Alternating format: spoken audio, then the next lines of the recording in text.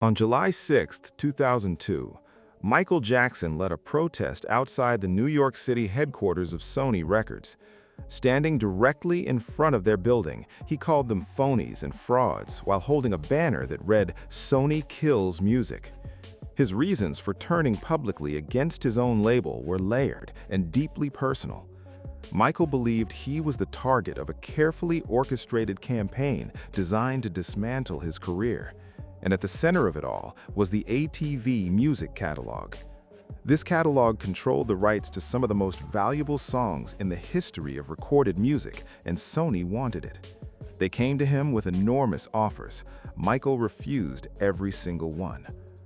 After his Invincible album failed to meet commercial expectations, Michael became convinced the label had deliberately sabotaged the release.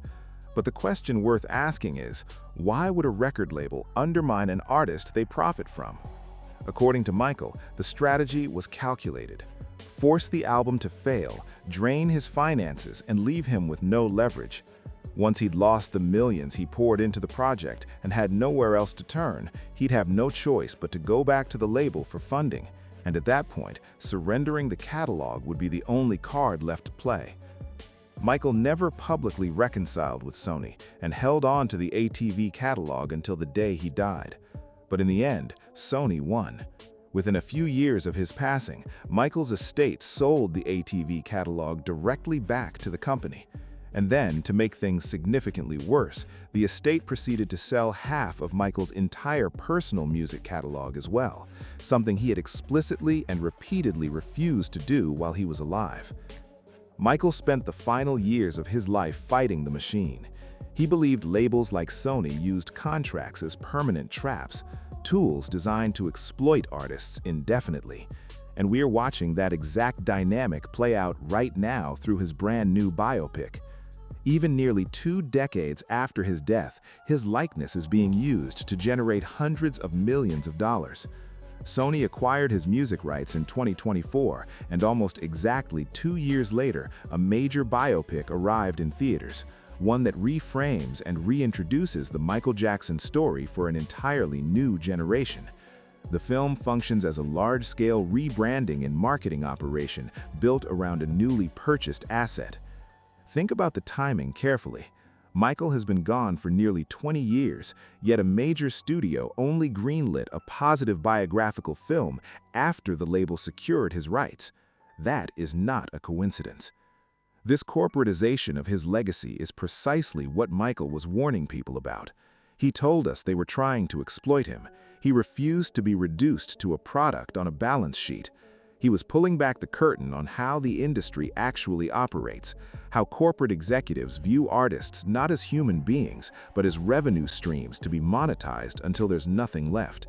You either let them use you until you're depleted, or you face the consequences of their withdrawal.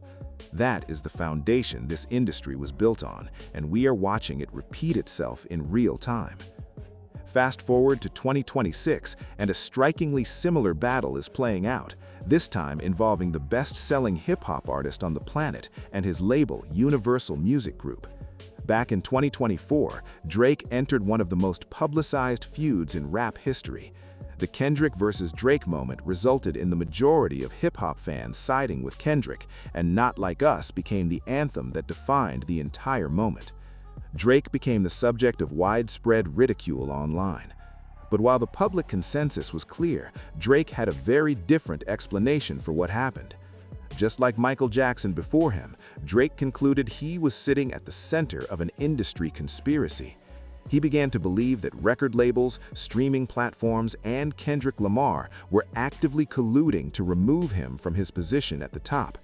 In 2025, Drake filed a major lawsuit against UMG, his own record label, accusing them of rigging the outcome of the rap battle.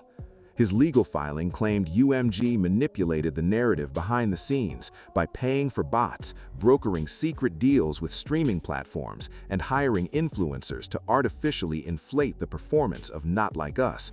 His theory was that the label orchestrated this because his recording contract was approaching its end and renegotiations were on the horizon. By engineering a public loss and damaging his reputation, they could reduce his star power and weaken his position at the negotiating table. The label denied every allegation. The courts initially dismissed the case.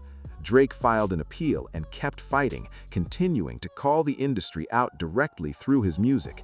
He even drew an explicit parallel to Michael Jackson's war with Sony by making it the central visual concept of his new album, Iceman, featuring himself on the cover wearing Michael Jackson's actual crystal glove, a direct and deliberate reference to Michael's battle with his label at the peak of his career.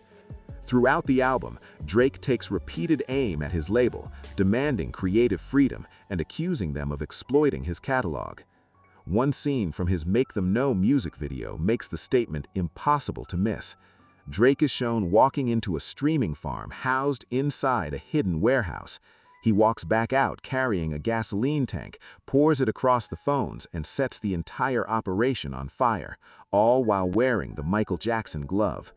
This was a direct visual reference to one of the central allegations in his lawsuit, that the label paid for bots to artificially inflate Not Like Us. The video even shows the single cover for Not Like Us, which famously featured a satellite image of Drake's own home.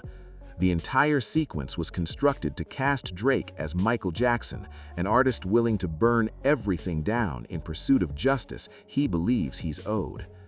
The prevailing theory circulating right now is that Drake outmaneuvered UMG by surprise releasing 3 albums in a single night, potentially fulfilling his contractual obligations ahead of schedule and positioning himself to operate independently.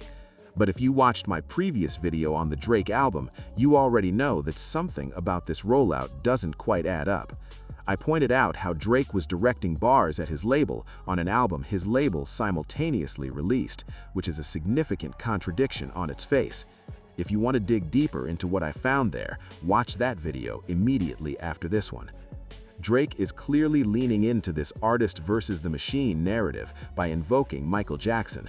He's sending a message that just like Michael, he is prepared to take them all on, regardless of the cost.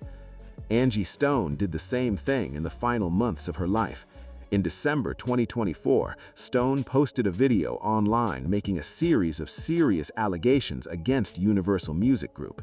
She claimed her label had been withholding her royalties for years, accused them of owing her millions in unpaid earnings, and alleged they had actively worked to sabotage the release of her latest single. She closed the video with a direct warning to UMG. She was coming for her money, and she would not stop until she got every dollar she was owed. Found out that one of the biggest companies that I was with, Universal Music, it's the second part of the ugly truth. We began to research things to check on my royalties and my statements and things that of that nature, only to find out a lot of my publishing, a lot of my royalties, my mechanicals, they have all pretty much been stolen. They've taken pretty much everything. They've stolen, I won't say stolen, but they have taken all the monies that were due to me. They have basically absorbed in that company. You only knew how much money they have taken from me, how much they have stolen from me. Money that I'm supposed to be, I should have been able to retire 20 years ago with the money I've made, supposedly. So I'm just here to let you know, one way or the other, Universal Music, you're gonna have to. Tragically, Angie Stone never got the chance to see that fight through. Just months after posting that video, she passed away in a devastating car accident while traveling home from a performance. The Sprinter van she was riding in was struck by a semi-truck, and she was the only passenger who did not survive. Her battle with the label ended before she could ever resolve it. But unlike Angie Stone, Prince won his war against the industry before he left this world. Back in 1993, Prince came to a clear-eyed understanding of exactly what kind of trap he was locked inside with Warner Bros. He was releasing hit after hit, but the label owned the master recordings to everything he created. They controlled his release schedule, dictated how much music he could put out, and ultimately owned his voice as an artist. Prince saw the machine for exactly what it was, and he chose to fight back in the most visible way imaginable. Since Warner owned the trademark to the name Prince, he concluded that the only path to reclaiming his power was to destroy the brand they controlled. So he changed his name entirely to an unpronounceable symbol, forcing the label and every media outlet on the planet to refer to him as the artist formerly known as Prince. And then he took it further. During performances and public appearances, he began writing the word slave directly on his cheek, making certain the entire world understood how he felt about his situation. He told reporters plainly that if an artist does not own their masters, the master owns the artist. Prince was pulling back the curtain on what these massive record deals actually look like from the inside, showing the world that no matter how famous you become, if the label owns your catalog, you are ultimately working for a corporation, not for yourself. He went to war with the executives. He began flooding the market with albums just to burn through his contractual obligations as fast as possible so he could break free and operate independently. The strategy worked. He got out of his deal, helped pave the road for independent artists who came after him, and in 2014, he finally reached an agreement to reclaim ownership of his classic master recordings. Prince warned us about how the industry converts artists into assets, and then he showed everyone exactly how to beat them at their own game. Frank Ocean's story pulled off something remarkably similar during his own battle with the industry. What he did in 2016 is widely regarded as one of the most brilliant strategic maneuvers in music history. Like Prince before him, Frank felt trapped, locked into a suffocating deal with Def Jam Records that gave the label ownership of his rights and took the majority of his earnings. He studied the contract carefully and identified a way out. He owed the label just one more project to fulfill his obligations, but he understood that if he handed them his best work, they would collect the financial rewards while he walked away with a fraction. So he devised a plan. He used his own money to buy himself out of certain obligations and released a visual album called Endless, exclusively on Apple Music. Essentially 45 minutes of footage showing him building a staircase inside a warehouse. Def Jam accepted the project as fulfillment of his contract. He was legally a free agent. Then, exactly 24 hours later, he independently released his actual album, Blonde, on his own label, securing 100% of the master recordings and pocketing an estimated $20 million in the process.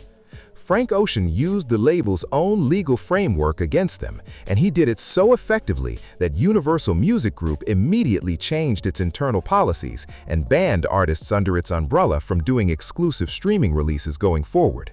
He demonstrated to the world that the machine can be beaten if you're patient enough and sharp enough to outthink it. Though some would argue his career never quite reached the same commercial heights afterward, so whether he truly won is a question worth sitting with. I'll let you decide. TLC's story unfortunately ended very differently. In the late 1990s, TLC was the biggest girl group on the planet. Their album Crazy Sexy Cool sold over 10 million copies and generated hundreds of millions of dollars in revenue for LaFace Records.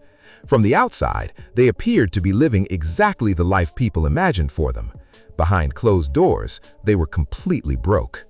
The executives were getting rich. The members of TLC were filing for bankruptcy. During a now famous television interview, Left Eye decided to pull the curtain all the way back. She broke down in precise detail the specific mechanisms labels use to keep artists buried in permanent debt, explaining clearly how a group can generate $100 million in revenue and walk away with absolutely nothing to show for it. Right. This is how a group can sell 10 million records and be broke. And everyone, get ready to do your math. When we first started out, we were kind of cocky.